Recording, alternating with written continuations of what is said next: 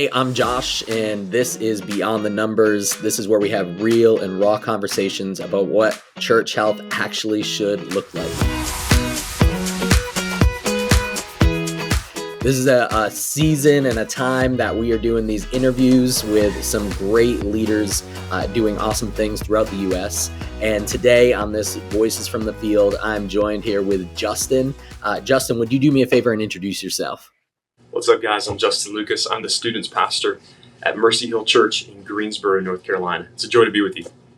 All right. So with this episode, it's all about I'm a nerd, if you can't tell, behind me with all my Legos, my Star Wars, my Back to the Future. And so this one's kind of like a Back to the Future episode. If you could go back and change anything, what would it be? And especially with ministry wise. So my question is, if you were to go back and sit down with your younger self, maybe first day of ministry, what are some of the things, or maybe one thing that you would tell yourself or teach yourself?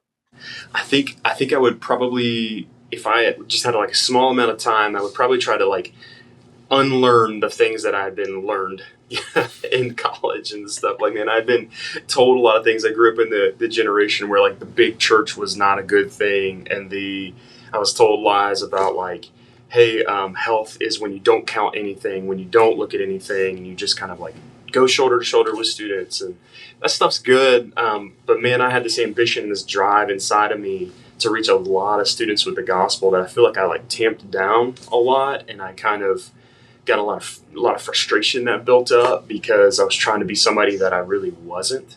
And so I would probably say like, hey, let's like take some time and talk through realities rather than all of the speculative things that you were taught in college. But then I think I would step back and say, hey, the greatest gift that I think that you can give your ministry is self-awareness. And so like, don't put that off. Get coaching, get counseling, not like the kind that's like, hey, let's just talk about feelings. That's really good. We need that, right? I don't want to I don't want to like throw like any shade at that because I need that. I went through that. But the kind that's like, hey, let's learn your strengths early. Let's learn how God has wired you early. And let's like figure out how to best leverage those things rather than like spinning your wheels in the mud in those younger years trying to be the things that you aren't because that's what you think you should be. Yeah. Yeah. I think coaching is huge, especially as a leader. I think we always need to be growing and learning. Oh, yeah, dude. I remember someone, like it was like 4 years into the ministry, and someone gave me that old school book by Doug Fields, the like first 2 years of youth ministry. And I had that, and it just sat on the shelf because I was so offended. I was like, I've been in the ministry for 4 years now. Yeah. Why do I need that book? And I had like a broken moment where I started reading through it, and like I just soaked up the entire thing because I was like, oh man. And it's a lesson, I think, in just continuing to grow in what you know and your skills. I find that I'm never at that point where I know everything. In fact, I feel more and more as I get older, I know nothing. Yeah, dude, I think it's so real because you sit back and you try to be all the things in your own mind of like, oh, I know what I'm doing. But the reality is the vast majority of us are still trying to figure it out. Like I'm almost 20 years in the ministry, and like, man, I'm still day by day going like, how do I do this? How do I do that? Like, I think another thing I would even say is like, man, the earlier you can take the posture of a learner, the better off you're going to be, and the longer you're going to last in ministry. Because like, man, culture is constantly changing, methodologies are constantly changing. The only thing that stays the same is the Word of God, right? Like, and so we constantly are navigating how do we do student ministry in an ever shifting culture. And so like, take the posture of a learner. Like there are people out there who've been leading for 50 years already. Like look at them and say, man, how do you do that? Like, man, I look back and I think there's so many things that so many wounds I wouldn't have caught and so many mistakes I wouldn't have made if I had just done those two things, self-awareness and be a learner. Absolutely. And kind of on that realm there of mistakes, can you think of a time where you made a mistake that in the moment it felt crushing, but in the end, God ended up using it and redeeming it? Yeah, I think we need another podcast for that one. We're going to need a separate episode for me to tell you. Here's what I love to tell. When I lead young youth pastors or do coaching and stuff, I like to say I paid the dumb tax so that you don't have to. Like, Like, I left the kid in the mountains on a mission trip so that you can learn how to have better safety protocols, right? Uh, no, I think in my youngest years, I was super, super passionate about ministry. Like, I was like, again, I had this ambition and this hunger, and I think what ended up happening in my youngest years was ministry. Not to be crass, but like ministry became my mistress, where Mhm. I was more passionate about ministry than my marriage, more passionate about ministry than even my relationship with Jesus. And like, man, I was so excited about what we were doing in student ministry that like I would go on a date with my wife, and that would be what I talked about. I'm so excited about this, and it's like my wife sat back one day, and I'll never forget that moment. I mean, where she was like, "Hey, like you care more, you love the ministry more than you love me," and I was like, "Ouch." And it hurt not because she said it; it hurt because it was true. Yeah. And I was like, dang, and if I don't fix this, what does marriage look like? What does family look like? What does even ministry, what does my relationship with Jesus look like if I don't fix this? And it's a long journey because passion is passion. And when you're passionate about ministry, that doesn't wane. You just have to like learn how to navigate those things and just be a better husband, a better son of God, a better person. Yeah, absolutely. Yeah, I mean, it's awesome when we're that excited about it. Like I can get hyper focused and stuff. Yeah. Yeah. But it's all about having those guardrails. Like, you Mm. know, I can be super focused on youth ministry and how excited I am, but it's almost kind of it can be kind of like a drug where, you know, too much of a good thing isn't always a Dude. good thing. Yeah. Yeah. Absolutely. All right. So you've been doing this for quite some time. Did you say 2 decades you've been? Yeah, just about, man. It's hard to quantify because I worked in student ministry. Man, I was a senior in high school. Like one of those things, like my youth pastor paid the dumb tax, so I wouldn't have to, right? So like at 17 years old, he put me over middle school ministry. And Phil, if you're listening to this, I love you. Thank you for the opportunity. That was dumb. I hope you never do that again. But at 17, I was running a middle school ministry. So I'm 39 now. So I've been doing this for a while. Yeah. And completely side note, like isn't that amazing the leaders that gave us a chance Yes, um absolutely, and poured absolutely. into That's what us I'm saying. and Like, thank you to my youth pastor for that. But minors over minors never goes well. all right, so with all that experience, Yeah, I man. think one of the things that I find, especially in youth ministry, I think it can be across the board, church wise, but especially in youth ministry, even in the days of, you know, now with social media where we're constantly bombarded with what these youth ministries are doing and what this Oh pastor's yeah, doing. yeah. Did you ever find yourself dealing with a level of comparison, whether it was Oh you're on the losing end or you're seeing yourself as better? Did you ever find yourself in that kind of zone, and how did God help you through it? yeah, dude. Let me just say, like, my ambition has constantly got me looking forward. So like, I'm always look. I I don't think I'm. This is gonna sound super arrogant and like self defeating, but like, I don't think I struggled as much with the arrogance of like looking at other people behind me as much as it is that I struggle with looking at everybody who is ahead of me or doing something bigger, better, whatever. Um, and so, like, then we see it all the time, though. Let's talk about it for real. Like, you get invited to a church, and the first thing that we do, we go to a conference or whatever at somebody's church. We're like, I want to go see your youth room. Like, I want to go see what you got. Like, oh, you have a slide. That's like what I mean. Like, cool, right? But I'll tell you, I mean, like even those things are wild. Like we don't even. I'm at a really big church. We have a ministry of hundreds of students, so we don't have a building. Like we don't have a space. Like we flip it, right? So like I get it. It's there even now. I'll look at other people like, man, I'm so jealous of your youth building. Oh, and you like melting off the side. But I'll tell you, man, for me, I think truthfully, where comparison I think has hit me the hardest is in two places. I would look at when I was younger, all that ambition, all that hunger to grow and stuff, and to do something really cool and impactful. And my first student ministry after college, we had 3 kids, and it's like in a semester we'd have 5 first-time guests, and we're like, dude, that's crazy, that's exciting, like that's a big deal. You had more first-time guests, and you had people coming to your ministry. We jumped Yeah. from 3 students to 6. like on a metric scorecard, that's 100% growth in a semester. Like that is wild. But I would look at my friend who's the same age as me, and he'd been in ministry for like a year. He just kind of happened to land in this really cool young church, and they were explosive. And you're looking at that, and you're going like, "Well, God, I'm like, like, why don't I get to experience that? Why does he get to experience that? I don't get to experience that."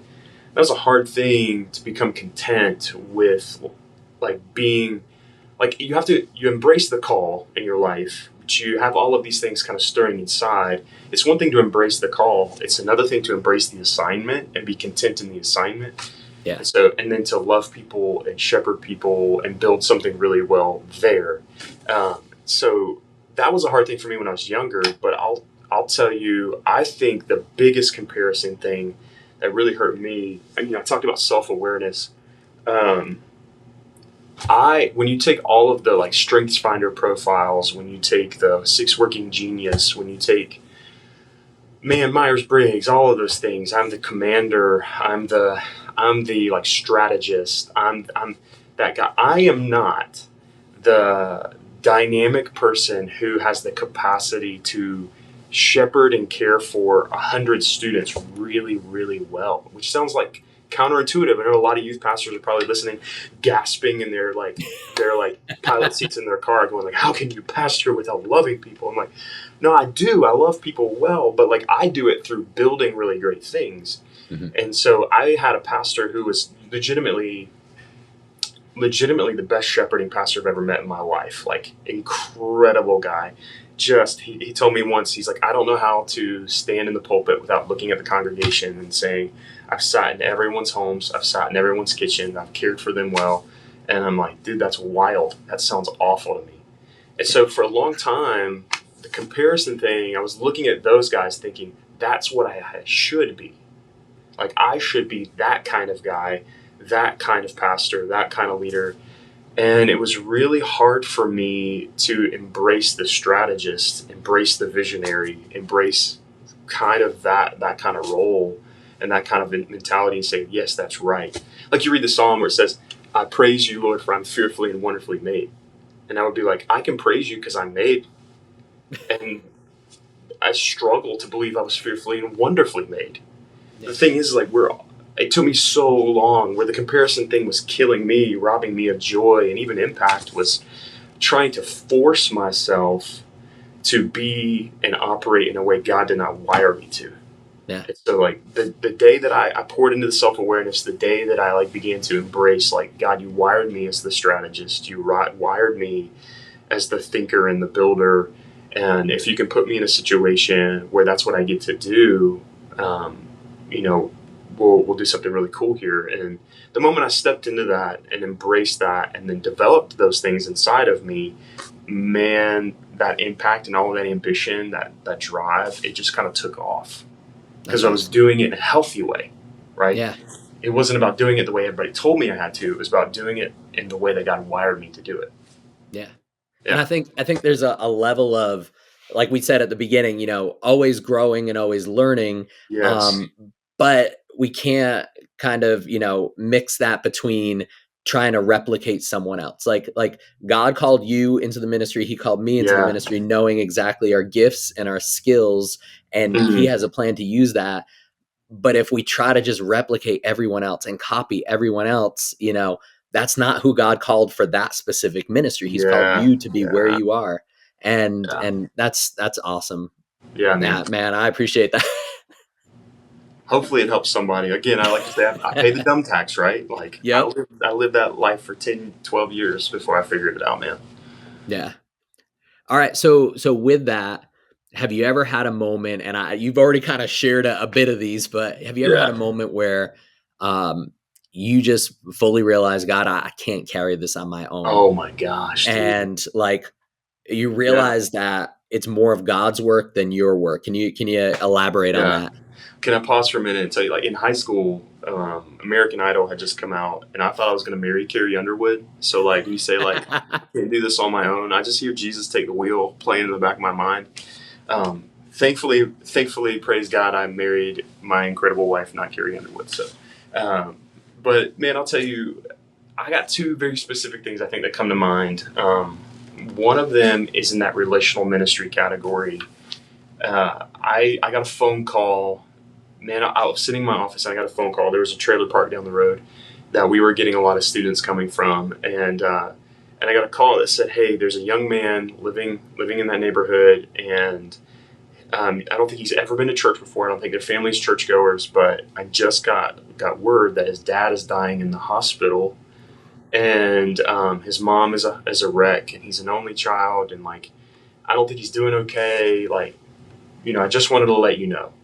And like, mind you, like I'm being told like you have to be that hospital visit, sit in everybody's front yard, the living room shepherd, and I'm like, those things are not what come natural to me. And so but these things are important, right? Mm-hmm. These are the doors God opens, and it's like, hey, if you just trust me and step through this, like I'll give you what you need. Sort of like when he promises Peter and the disciples that the Holy Spirit would speak for them in moments. And so I'm going, okay, God, like this is so far out of my comfort zone. Like I'm really comfortable with a whiteboard, like, and like how are we going to get to where we're going in 10 years? Like, but this moment, God, I need you. And I remember I walked into that hospital, and I was like, hey, I'm looking for it. And I told them their name, and they kind of like awkwardly walked me back there. And there his dad was sitting or laying on a bed, tons of like tubes and stuff running in and out of his body, and he's dying on the table. And there's this young man just sitting there in the corner. And I said, hey, bud, you don't know me, and that's okay. But I want you to know that I love you. And the kid like just broke, like melted in my arms. And like, that was a moment like where God just kind of stepped in. He's like, hey, you're not the highly relational, super shepherd guy, but like I can use you if you just trust me. It's that where the Psalm says, commit your way to the Lord and he will act. It's that like, if you'll just commit to follow me when I call you into those moments, I'll do the work. I'll do those hard things. And man, that has carried me time after time, because this young man ended up coming to church, like week over week, building great relationships, getting saved. And now he is an adult youth leader at that same church, leading other kids to Christ. So like, man, God will do some crazy things if we'll just say yes. The other thing, man, was like, I grew up in a home, military dad, 9/11 happened when I was a sophomore in high school. And I remember my dad's going to war, and how am I going to get through this? I'm a baseball player, football player, I'm a Boy Scout, basketball. You just put your nose to the ground and you just push forward. That's the way, that's the culture my dad had built in our home. It was like, man, when things are tough, you just push through, like you just go. And so like I had about 12, 15 years of really toxic, unhealthy church situations where I was collecting wounds, I was been hurt, I was ready to just give up on ministry altogether. And then God brought me here to the church I'm at. And like, so like when I was really young, the hospital situation happened. Now that I'm in my late 30s, I'm in this situation where I've been pushing through on my own, through all the hard things on my own. Yeah. And my boss was like, dude, you're not okay. Like, you're not, he's like, he knows me well enough to be like, dude, like, let's pull the mask off for a second here. Like, you've just been grinding through like really hard things for a long time. Like, and I had a loving conversation where it ended up with him saying, I'm paying for 6 counseling sessions and you're going, period. And I was like, okay, cool. Like, I don't want to do that. I'm tough. I'm resilient. I'm like, I'm a, whatever you want to call it. Like, and so, man, but I showed up in there and we started talking, and I began to realize, man, like I have been carrying the weight of ministry by myself for a long, long time. And so, and man, in those moments, it was God's like, hey, like you weren't meant to carry it alone. I've got you, but I want to put people around you. And so the two big things, the two big things are like, man, God will use you beyond what you think you can do. And then God doesn't mean for us to do ministry and carry the weight of ministry on our own. Like, he wants us to be in community and talk about those things with people who can actually help us process the hurt. Because it's not just like, man, because you got guys who've never been in a toxic situation, but they've got hurts and wounds just because they've been doing ministry. It's like, man, we have got to get those things out. We've got to talk about them. be No, healthy that's good. ourselves. Yeah. So important. So like what are some through those lessons, what are some boundaries that you've set Oh. now for maybe yourself, your family, your ministry?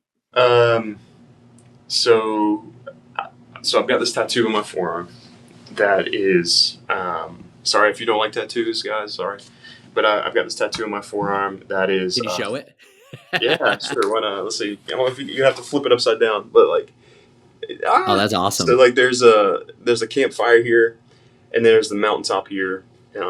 But it was this time, man. I was spending time with the Lord through Deuteronomy and Exodus, and like he's like, hey, like take note of this. Like, man, when Moses would lead the people, he would leave the people, go spend time with me on the mountain, and then go back and lead the people. And so one of the biggest boundaries I think that I've set is like I refuse to lead anyone, whether it be my staff team, my volunteers, student leaders, anyone, unless I've gone to be with the Lord first. Like, I can't lead That's unless I good. have first been led. And so, when it comes to ministry, the biggest boundary that we have is my relationship with the Lord absolutely must be first and foremost above my relationship with anybody else on my team. Um, Beyond that, dude, man, I just kind of say like, hey, very, very pragmatic, very, very practical. The things that everybody has heard. Your boundaries are things like you watch your time, man. To the best of your ability, don't crush 80 hours a week. If you're doing that, you need to find time in the next week to like take time off. Like, watch the check engine light. So like if you're exhausted all the time, man, you probably have some things you need to fix. So I I hate to be like crazy pragmatic here, but the best boundaries are very much in the physical world. Good Yeah. diet, good exercise, take your Sabbath, spend time with your kids, spend time with your wife, spend time, with people who care about you, not your ministry. Like, Yeah. we have to have friends. Like, we have to have people that we're doing life with that actually like want you to shut up. They don't want you to talk about ministry. They just want to hear about like how your weekend went. Like, Yeah. and so when it comes to all this too, man, I think a huge, huge boundary I think a lot of youth pastors need to hear is that your loyalty lies to Christ and your family, then your church. But the thing is like your loyalty to Christ includes your loyalty to the calling he's placed on your life. Mhm. And so you are loyal to the call more than you're loyal to the church. So if you find yourself in this crazy toxic situation and you're like, but I love my students and it's hard for me to leave. And it's like, well, don't sacrifice your family on the altar of ministry. Like, man, put that boundary up that says like, if working here is really negatively affecting my church life or my work life, my family life, sorry, that's what I'm getting at, then I don't need to be working here. Like, I don't know any other way to say it. We don't need to over spiritualize it and say, oh, the Holy Spirit hasn't told me yet. And it's like, well, unless he's come down and said very plainly, you're not leaving, then you should take care of your family. And like, and I don't know, I'm going to say something. I know in ministry we don't get paid a lot, but like, if you're in a place that will not take care of you financially either, go somewhere else because you have to be able to be okay. Yeah. Like, Absolutely. yeah. I don't know if that helps anybody at all. I'm just going to harp the pragmatic things, the things that you've been told since like you first stepped in, because they're true. We just love to neglect them in our youth. Yeah. Well, no, I had that same mindset when I first started off ministry wise, single and all that kind of stuff. And I Yeah, was like, oh yeah, man, I could live on the side of the street doing ministry and all that kind of, but it's a whole different ballgame when you're married, you got kids, you gotta provide food. You can't live on ramen bro. noodles.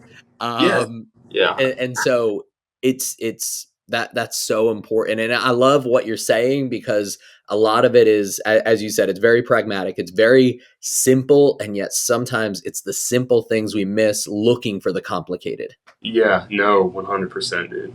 Absolutely. Awesome. I appreciate that. All right. So kind of wrapping everything up here.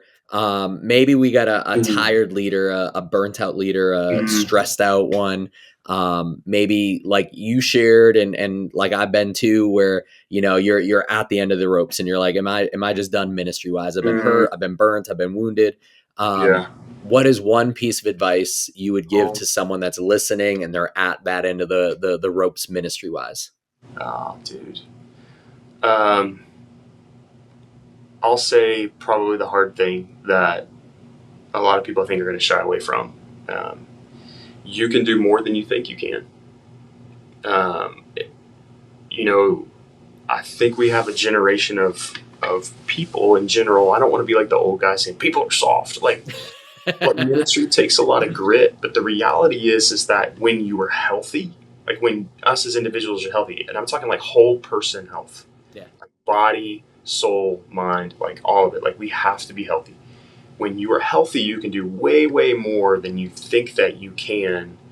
But if you're healthy and you're still feeling these things, then there's some kind of check engine light in your life that you need to sit down and talk this through with someone else that, to be very honest, isn't your spouse. Now, some people may like balk at that, and that's okay, but my wife is my biggest sounding board, but she's also my biggest advocate. So she'll go to war for me.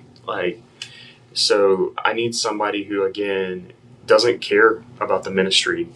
They just care about like talking to me. So if you don't have a mentor, find a mentor. If you don't have a coach, find a coach.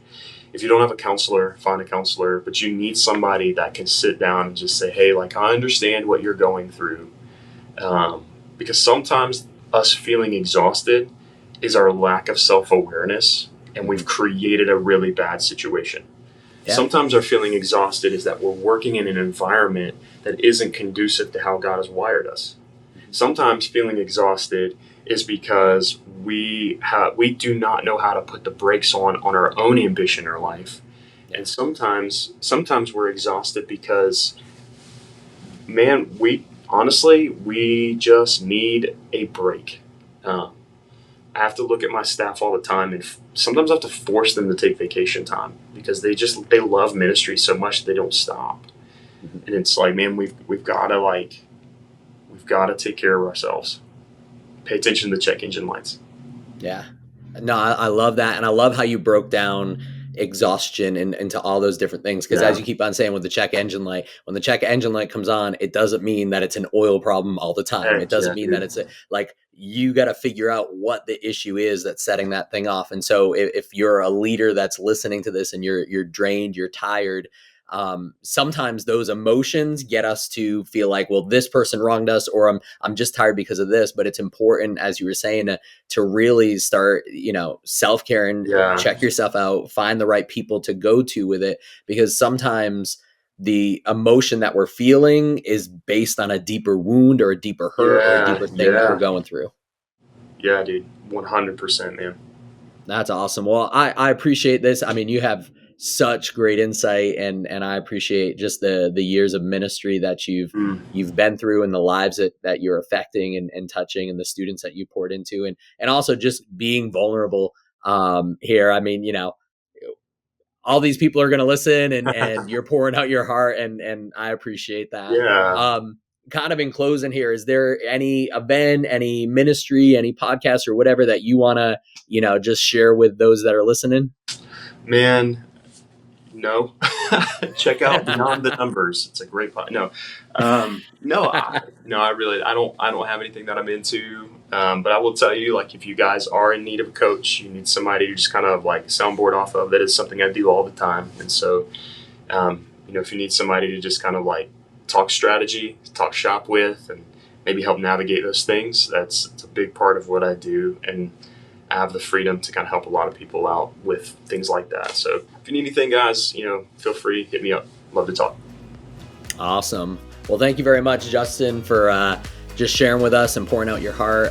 It's been a great conversation, and thank you for joining. All right, folks, that is it for today.